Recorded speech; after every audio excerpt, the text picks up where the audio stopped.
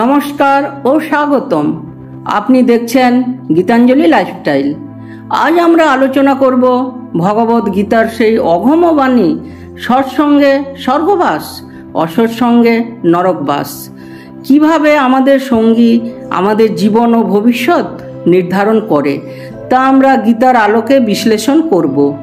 ভগবদ গীতায় শ্রীকৃষ্ণ বললেন, জীবনের উন্নতি বা অধপতনের একটি বড় কারণ হলো কাদের সঙ্গে আমরা চলছি।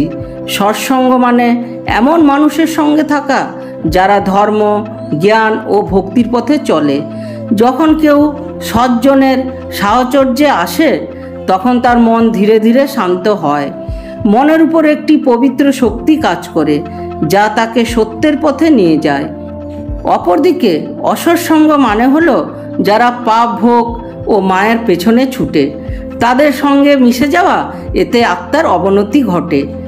ভগবদ গীতায় অধ্যায় 2 64 শ্লোকে বলা হয়েছে, যিনি আসক্তি ও বিরক্তি উভয় ত্যাগ করে ইন্দ্রিয় দ্বারা বস্তুর সঙ্গে যুক্ত হয়ে থাকেন তিনি শান্ত হন। এই শান্তি আসে সৎসঙ্গ থেকে। সৎসঙ্গ আমাদের চিন্তা পরিবর্তন করে। যে চিন্তা আগে ছিল ভোগমুখী তা হয়ে যায় ভগবানমুখী। যদি কারো জীবনে সদ্গুরু বা ভক্তের আগমন ঘটে, সেটি জীবনের মোড় ঘুরিয়ে দিতে পারে। শিশুকাল থেকেই যদি সন্তানকে সৎসঙ্গ দেওয়া যায় তবে সে ভবিষ্যতে একটি নির্মল ও ধার্মিক জীবন গড়তে পারবে। অসৎসঙ্গের ফলে মন দুষ্ট হয়, সিদ্ধান্ত ভুল হয় এবং জীবনে দুর্ভোগ নেমে আসে। যে মানুষ অসৎসঙ্গ গ্রহণ করে সে অল্প সময়ে মধ্যে তার সদ্গুণ হারিয়ে ফেলে। ভগবদ গীতায় অধ্যায় 6 5 শ্লোকে বলা হয়েছে, মানুষ নিজেকে নিজের বন্ধু করতে পারে, আবার নিজেকেই নিজের শত্রু বানাতে পারে। সৎসঙ্গ থেকেই উপায় যারা মানুষকে নিজের বন্ধু বানাতে সাহায্য করে। যেখানে গীতা পাঠ হয় সেখানে ভক্তি আলোচনা হয়, সেই স্থানই হয় স্বর্গের মতো। সৎসঙ্গ শুধু বাইরের কারো সঙ্গে থাকাই নয়, ভালো বই পড়া, ভালো ভিডিও দেখা, গীতা শ্রবণ করাও এক প্রকার সৎসঙ্গ। ভগবদ গীতায় 18 অধ্যায় 67 শ্লোকে শ্রীকৃষ্ণ বলেন, এই জ্ঞান কাউকে বলো না যে অসৎ, অধর্মে আসক্ত ও আমার প্রতি বিশ্বাসহীন। এতে বোঝা যায় গীতা নিজেও অসৎসঙ্গ ত্যাগ করতে বলে। অসৎসঙ্গের মধ্যে থাকা অর্থ হলো প্রতিদিন নিজের আত্মাকে বিষ পান করানো। সৎসঙ্গ মনকে নির্মল করে, চিন্তাকে উচ্চতর করে, জীবনের উদ্দেশ্যকে পরিষ্কার করে তোলে। একজন মানুষ কেমন তা তার সঙ্গ দেখে বোঝা যায়। ভক্ত কবিরা বলেন, সঙ্গ দোষে লোহা যেমন মরিচা ধরে তেমনি মানুষের চরিত্র নষ্ট হয়ে যায়।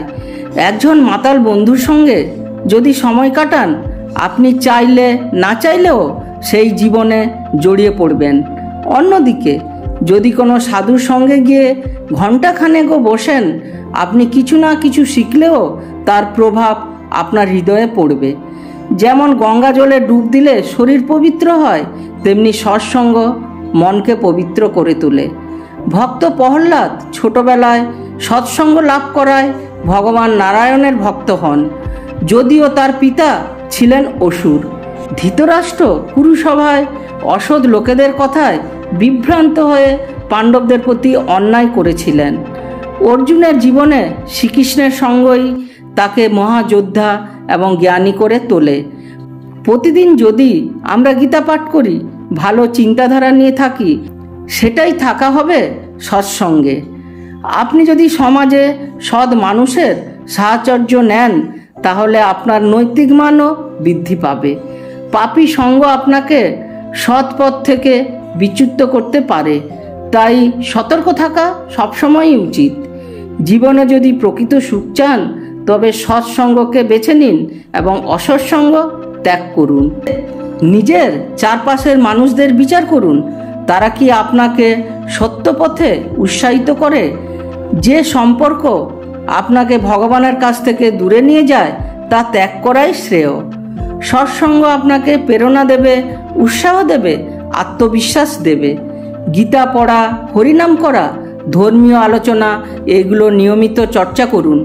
নিজেকে সৎসঙ্গ প্রদান করাই আত্মার প্রতি সবচেয়ে বড় দয়া। আপনি যদি একাকী থাকেন তবে গীতার সঙ্গে সময় কাটান, সেটাই সেরা সঙ্গ। পরিবর্তন তখনই শুরু হয় নিজের চিন্তা ও পরিবেশ বদলে। প্রথম পদক্ষেপ সৎসঙ্গ। গীতার এই উপদেশ আমাদের মনে রাখতে হবে, সৎসঙ্গে স্বর্গ, অসৎসঙ্গে নরক। আজ থেকেই সিদ্ধান্ত নিন, আমি সৎ মানুষের সঙ্গ করব এবং গীতার পথ অনুসরণ করব। বন্ধুগণ, যদি ভিডিওটি আপনার ভালো লেগে থাকে এবং আপনি সত্যি সৎসঙ্গের গুরুত্ব উপলব্ধি করেন, তবে ভিডিওটি শেয়ার করুন, লাইক করুন এবং চ্যানেলটি সাবস্ক্রাইব করতে একেবারেই ভুলবেন না। মনে রাখবেন, সৎসঙ্গে স্বর্গবাস, অসৎসঙ্গে নরকবাস। গীতার এই বাণী আমাদের জীবন রক্ষা করতে পারে। জয় শ্রীকৃষ্ণ। ধন্যবাদ।